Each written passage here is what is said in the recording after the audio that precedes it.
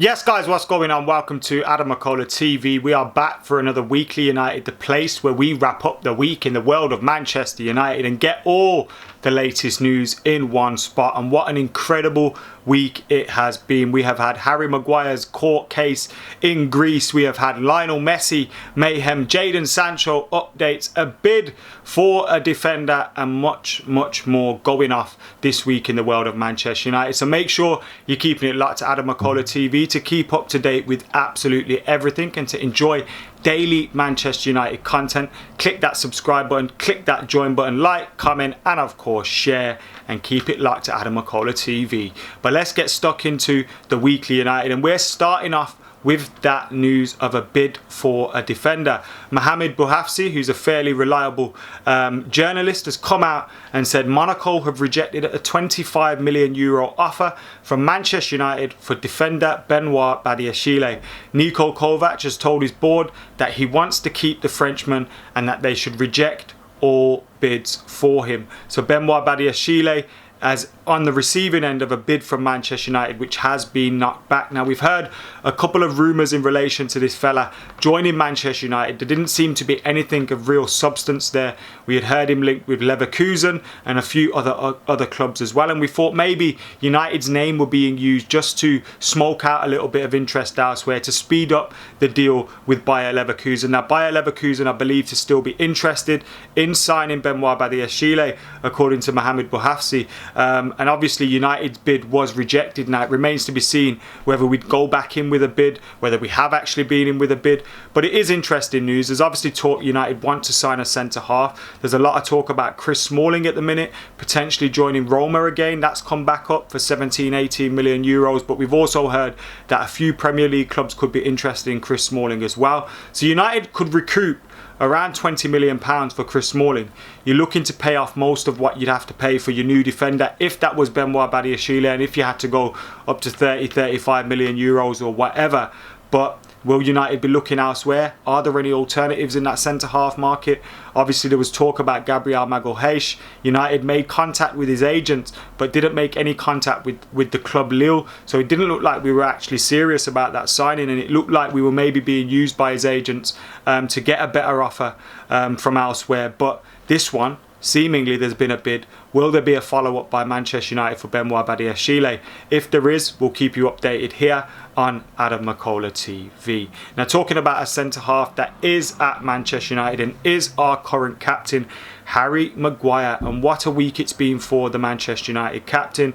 And Manchester United are believed to be allowing him to keep the armband after he received a suspended prison sentence. Now, he's received a suspended prison sentence of 21 months, which will probably be overturned, and he'll have to pay a fine, which will take place of that overturned sentence. Now, considering he's been done for attempted bribery, assault, and all this kind of thing, attempted bribery, and your punishments are fine, it doesn't make sense. But you know, because it's deemed as a misdemeanor offence and it's his first offence, he's not going to be expected to serve any prison time. But Harry Maguire is appealing against this. Now, I've seen a lot of people coming out and saying he should have the armband stripped of him and things like that. Now, me personally, I was obviously one of those that thought maybe we shouldn't be giving him to the armband at the start when we gave him the armband. But right now, I'm going to stand behind him and stand by our captain. I know a lot of people are looking at the media and the media representation of Harry Maguire and saying what it would have been if it was Paul Pogba or Raheem Sterling and all that kind of stuff, or if it was another player and it happened to be black. And I totally understand that, and I totally agree with what those people say. The media representation of those people would have been completely different. It would have been looking at, you know, maybe calling them thugs and things like that. Whereas Harry Maguire, people give him credit for his good behaviour off the pitch in the past, and that's fair. That's fair. What's not fair is when it's someone else and you're treating them. But ultimately, we're fans. And I have to treat Harry Maguire how I would want Paul Pogba to be treated if this was an incident with Paul Pogba. Now, it's obviously not an incident with Paul Pogba. It's an incident with Harry Maguire. He is our club captain, and he has to be expected to be, you know, uphold some sort of responsibility at Manchester United and represent the club in the right fashion. But some of the things that we're hearing in relation to this story, him being kicked about by Greek police, his sister being harmed, various other things going on, the provocation that he would have faced in that incident. Now, obviously, he might have had a boozy night, got involved in something that he shouldn't have, and if that is the case, then I understand people calling for that. But at the moment, I can't run with this.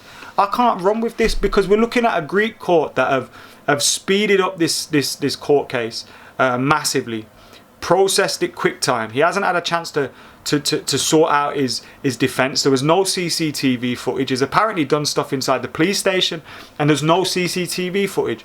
A lot of it doesn't make sense. So I understand why the club are going to stand by him at this moment in time. We don't play a competitive game until September the 19th. There's no need to be rushing into a decision on this, and I would hope they would do that with any player. But despite what we think of the media, we as fans have to treat Harry Maguire how we would want Paul Pogba to be treated, how we would want any other player to be treated. And let's not rush to judgment. We know what the media can do. We know what, even authorities can do in this day and age, So I'm not going to rush to criticising Harry Maguire over the top for this. Let's wait and see what happens upon appeal, because I got a feeling he'll get it overturned, because it seems real dodgy to me.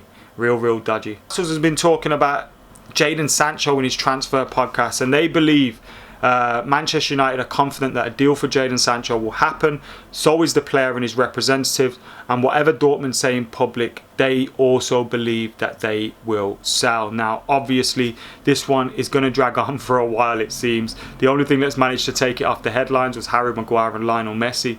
Jadon Sancho to Manchester United, something that's been rumbling on for a while. Fabrizio Romano tells us that the terms are agreed there with the player and his reps, and this would kind of be echoed in the statement being made on the transfer podcast, that the player and his representatives are confident that the deal will happen.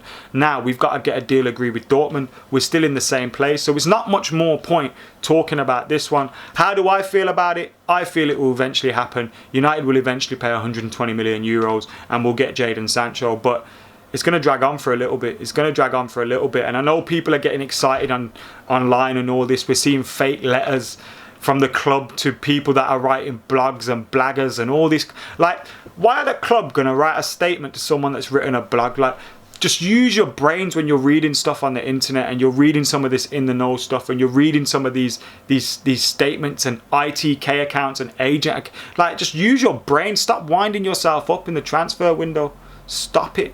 Just relax. Hopefully it'll happen. If it doesn't, Ed Woodward's got to be worried, eh? Another story that came up was that Barcelona believe that Manchester United and PSG are both interested in signing Lionel Messi, and it's been reported in the Catalan press that United are one of those clubs that have made contact with Lionel Messi and his representatives. Now, I'm not going to get into this one. Look, we'd love Lionel Messi at Man United. Let's not say otherwise. Do you know what I mean? Imagine having Lionel Messi play for us. We'd have seen the best two players ever playing for Manchester United. Even at 33 years old, I don't care what anyone says, you take him. But despite the fact of Lionel Messi, it looks like he's going to leave Barcelona. I wouldn't be surprised to see if this was a power play, but I don't see him coming to Manchester United. If he's going to come to anyone in England, it'll be Manchester City. PSG is a possibility. Juventus, Inter. I just don't see him coming to Manchester United. I can't see it happening. I can't wrap my head around that one at all. I'm just about wrapping my head around the fact that he'll probably be playing for another club apart from Barcelona. But there you go. Let's not get sucked into this Lionel Messi mayhem, eh? All our thoughts as well at this moment of time are with Daley Blind, who collapsed in a friendly for Ajax as he's had heart problems. Now, I believe he's got some sort of device that he has inside him to kind of check up on his heart and to keep things going. Now, he did walk off the pitch and he collapsed. He collapsed on the pitch, and it looked really scary when it did happen. Now, fingers crossed for his recovery. Thoughts are with Daley Blind. Still one of those players that I wish Manchester United never sold. I think he's an absolute great footballer. A very intelligent footballer, can play midfield, play defence, and I think he wasn't one of the problems at United, but obviously let's hope he can get over his heart problems and he doesn't have any issues in terms of him playing or his career being grinded to a halt, because everybody loves Daley Blind. Now, Brandon Williams was called up for the England under-21 squad this week, but has had to withdraw through injury, so unfortunate for him, he's not going to be in that England under-21 squad. And Maguire, Henderson, Greenwood and Rashford were all called up to the England squad, the full England squad, for games against Iceland and Denmark. Now, obviously, Maguire's been withdrawn. So Dean Henderson, Mason Greenwood and Marcus Rashford are those players that are in the team for England. Now, if Mason Greenwood plays in that game against Iceland, he'll be the third youngest Manchester United player to have played for the England first team after Duncan Edwards and Marcus Rashford. And he'd be the youngest since, obviously, Marcus Rashford. So great opportunity for Mason Greenwood. We obviously saw as well in the England squad no Aaron Wan-Bissaka, which I thought was a shocking decision by Gareth Southgate. No Jack Grealish as well, another shocking decision. And he's talking about him. He was talking about Jack Grealish, saying, well, his competition is Mason Greenwood and Marcus Rashford and Jadon. Are you smoking budge, bruv? Like, what are you talking about, Southgate? I don't get it. Like, what are you on about? Like, Jack Grealish ain't a winger. He can play there, yes, but he's going to create for those players, if anything. And you're picking people like Mason Mount and all this, that and the other. It's absolute disgrace. Jack Grealish is a baller, and I hope that's a message to him to get his arse to Manchester United, to get himself in that England team, because it's clearly not going to happen for him while he's playing for England. Playing for Aston Villa. He's not going to be playing for England. Anyway, that has been the Weekly United, guys. Thank you for tuning in. Make sure you're liking, commenting, sharing, subscribing, keeping it locked to AdamMcKola TV. Give us your thoughts on the world in the week of Manchester United in those comments below. And for now, I've been AdamMcKola. I'm out of here.